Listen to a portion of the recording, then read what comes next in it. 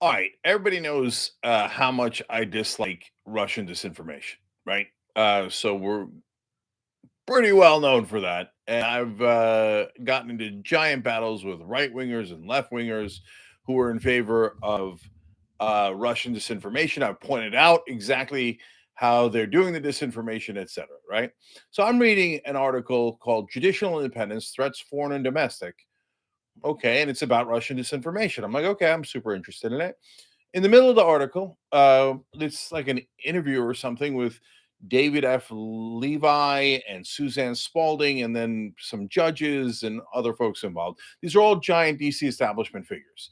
And I don't mean that they're gigantic. I mean that they're part of the giant establishment in DC. They're normal bureaucrats, right? They work in defense industry, then they work in the government, they work in think tanks, and they don't think any of this is incestuous. The fact that they think that their part of their paycheck comes from giant defense contractors, which I'll get back to, they don't think that that's a conflict of interest. They think it would be conspiratorial to think that they would care about their own salaries, etc.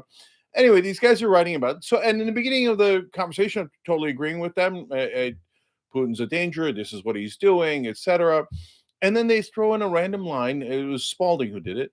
She's like, and of course, the problem is trial lawyers. Wait, why are trial lawyers a problem? It's not because they sue corporations like BP and other Johnson and Johnson, giant corporations, right? No, because there was once a trial lawyer at some point on RT. My English teacher back, I think in the eighth grade, Mr. Pember used to do this sometimes when I was making points about symbolism that I thought was in a book. And I was like, "What are you doing, Mr. Pember?" He's like, "Jenk, you're stretching. You're stretching." Okay. And then I thought, why is she stretching to attack trial lawyers in the middle of this argument about Russian disinformation, etc., right? And other countries' disinformation.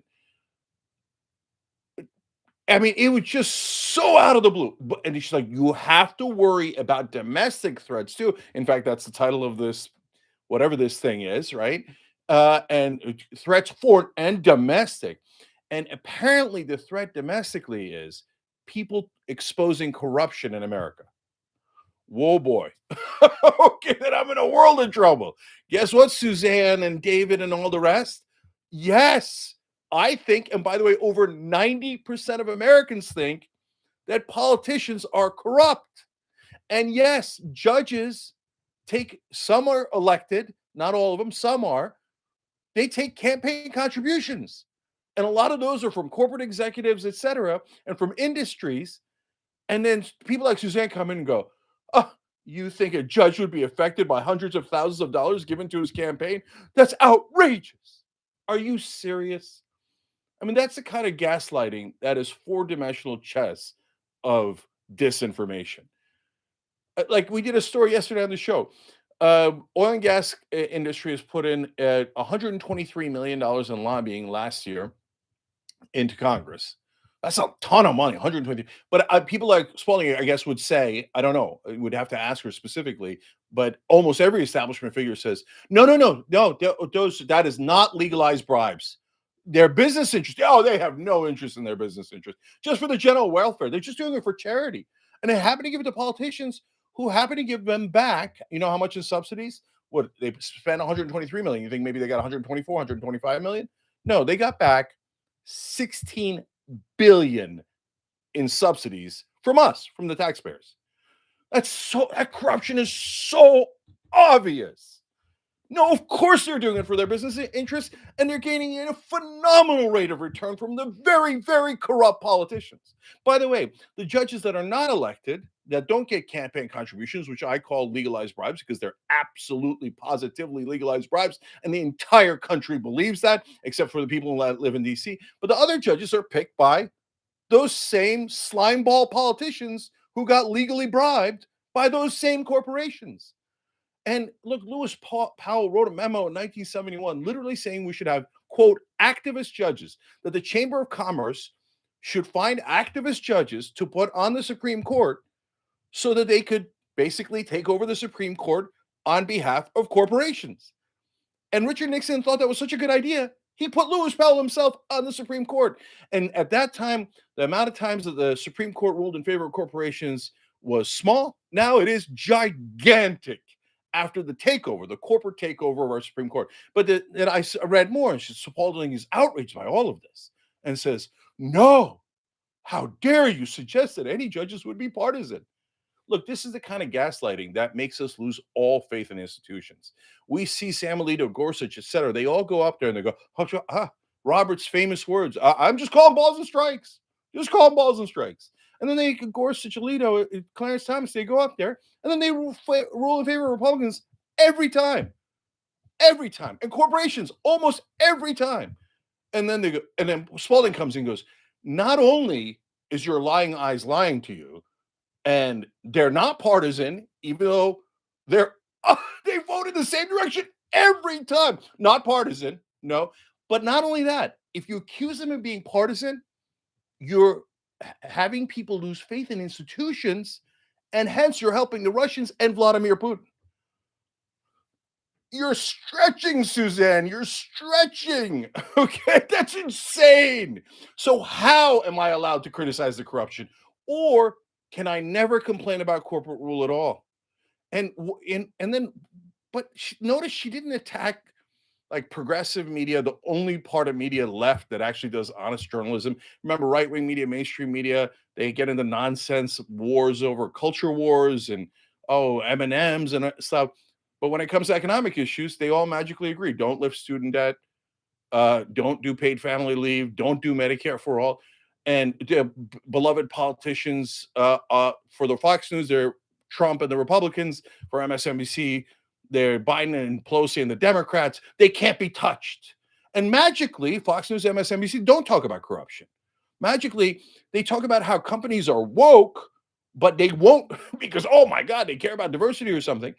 But they won't talk about the giant amount of money that they're giving in legalized bribes to politicians who then always vote in their direction and give away billions and in totality trillions of our money, right? But when you point that out, people are like, no, I don't see it. Establishments like, no, I don't see it at all. 93% of Americans believe that that politicians work for their donors and not for their voters. Are you saying 93% of Americans are working for Vladimir Putin? You guys are getting absurd. And the thing is, Putin actually did do disinformation.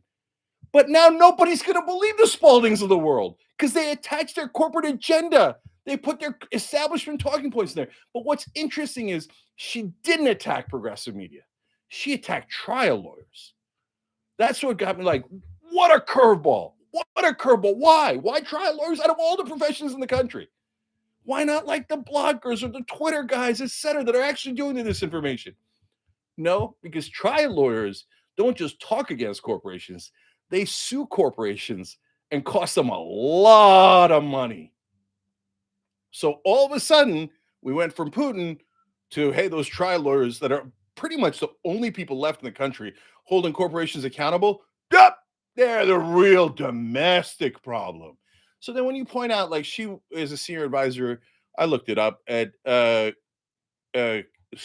Center for Strategic and International Studies. That's very well known. Tons of famous Washington establishment figures are in it.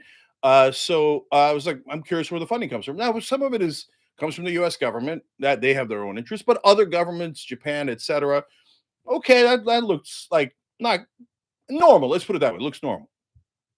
Then also randomly, well, or maybe not randomly, Northrop Grumman, Lockheed Martin, Boeing, General Dynamics, and General Atomics. Huh. Giant defense contractors, and you'll never guess what that organization constantly is in favor of. American foreign policy that's super aggressive and goes and picks fights across the world. Huh? Now, and by the way, most importantly, even if you say, no, well, we're not picking fights, we had to defend ourselves against Iraq who did 9 11, thereby telling people you're totally disingenuous. You know, Iraq didn't attack us on 9 11. You know, you were in favor of that war. I don't know these specific people at all, but the defense contractors certainly were in favor of that war. And the fact that they got rich off that war, just yet another coincidence. Okay.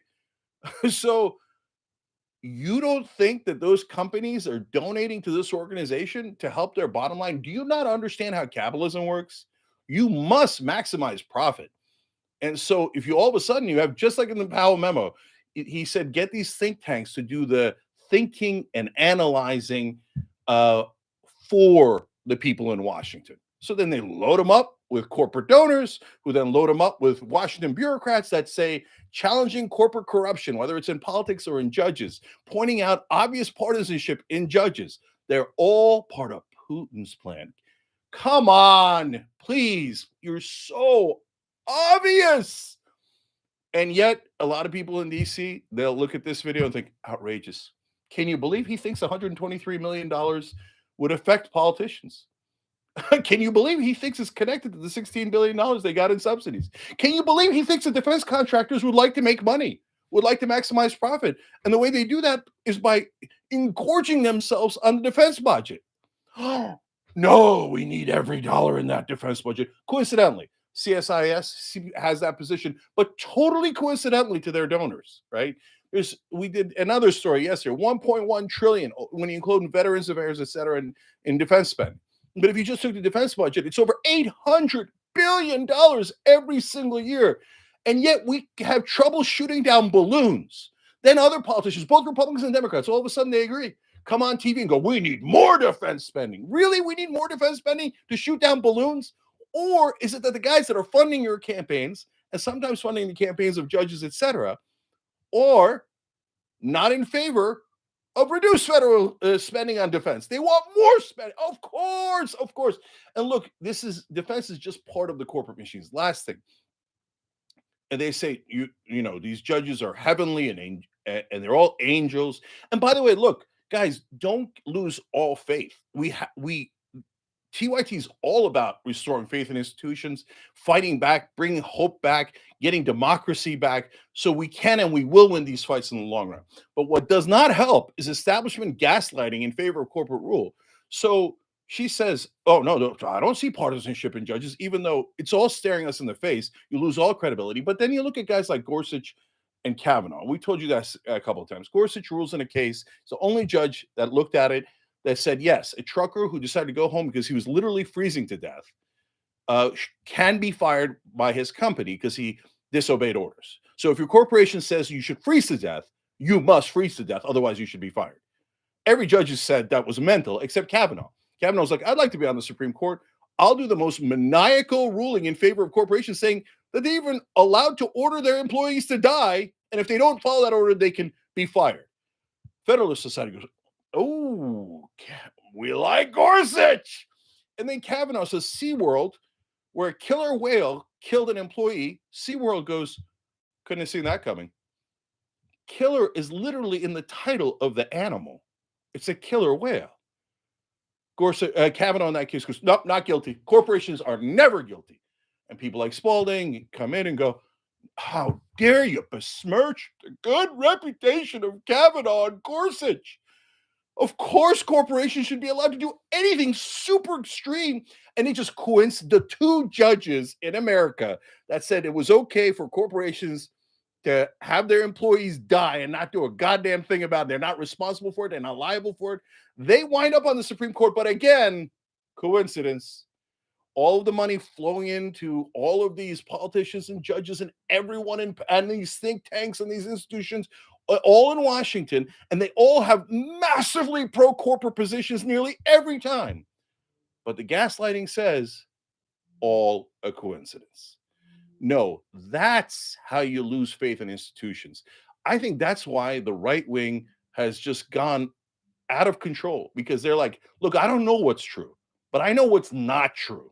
And that's the establishment telling me nonsense about how millions of dollars do not affect human beings. Absolute nonsense.